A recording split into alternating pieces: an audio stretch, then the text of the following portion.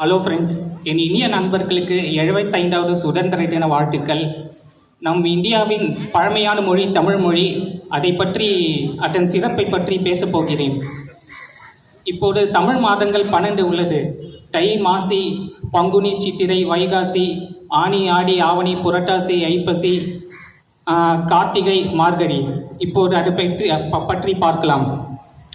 முதல் மாதம் தை மாதம். அதன் தமிழ் பெயர் சுரவம். அடையாளம் பொருள் சுறா. அடுத்த மாதம் மாசி மாதம். அதன் தமிழ் பெயர் கும்பம். அடையாளம் அல்லது பொருள் குடை. அடுத்த மாதம் பங்குனி மாதம். அதன் தமிழ் பெயர் மீனம். அடையாளம் அல்லது பொருள் மீன். சித்திரை மாதம். தமிழ் பெயர் மேளம். அடையாளம் அல்லது பொருள் ஆடு. வைகாசி மாதம். அதன் தமிழ் பெயர் விடை. அடையாளம் அல்லது பொருள் எருது. ஆனி மாதம். அதன் தமிழ் பெயர் ஆடவை. அடையாளம் அல்லது பொருள் ஆண். ஆடி மாதம். அதன் தமிழ் பெயர் கங்கம். அடையாளம் அல்லது பொருள் நண்டு. ஆவணி மாதம்.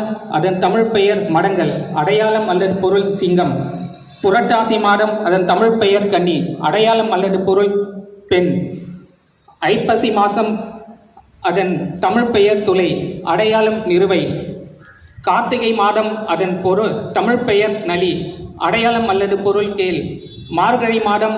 தமிழ் பெயர் அதன் தமிழ் பெயர் சிலை. அடையாளம் அல்லது பொருள் சிற்பம். இப்போது முருகப்பெருமானை ஏன் தமிழ் கடவுள் என்று அழைக்கிறார்கள் என்று சொல்கிறேன். தமிழில் உயிர் எழுத்துக்கள் மொத்தம் 12, மெய்யெழுத்துக்கள் மொத்தம் 18. உயிர் மெய்யெழுத்துக்கள் 12 × 18 பெருக்குக, மல்டிப்ளை செய்க, 216. இந்த 12 உயிர் எழுத்துக்கள் முருகப்பெருமானின் 12 கண்கள் 12 விழிகளிலிருந்து தழுவப்பட்டது. அடுத்து மெய்யெழுத்துக்கள் 18, 6 தலைகள், 6 முகங்கள் ப்ளஸ் 12 கைகள். இப்போது சொன்னேன் அல்லவா, 18 மெய்யெழுத்துக்கள்.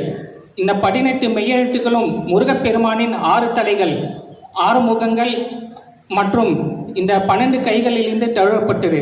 இதை நக்கீரரே அவர் எழுதிய நூலான திருமுருகாற்றுப்படையில் குறிப்பிட்டிருக்கிறார். ஆகவே முருகப்பெருமானை தமிழ் கடவுள் என்று அழைக்கிறோம். நமக்கு தெரியாமலே நம் தாய்மொழியான தமிழ் மொழியை உபயோகப்படுத்துகிறோம் நம் அன்றாட வாழ்வில். இப்போது நமக்கு வடிக்கும் போது ஆ ஆ பிறகு சிரிக்கையில் இ இஹிஹிஹி என்று சொல்லுகிறோம்.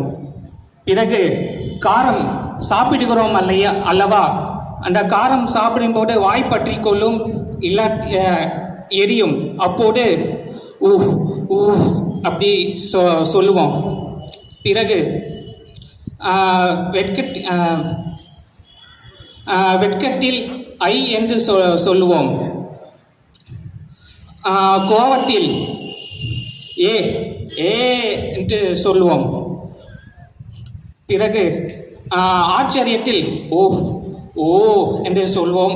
வக்கணையில் ஔ என்று சொல்வோம். விக்கல் வரும்போது அக்கு அக்கு என்று விக்குவோம், தும்முவோம், இருமுவோம். தேங்க்யூ.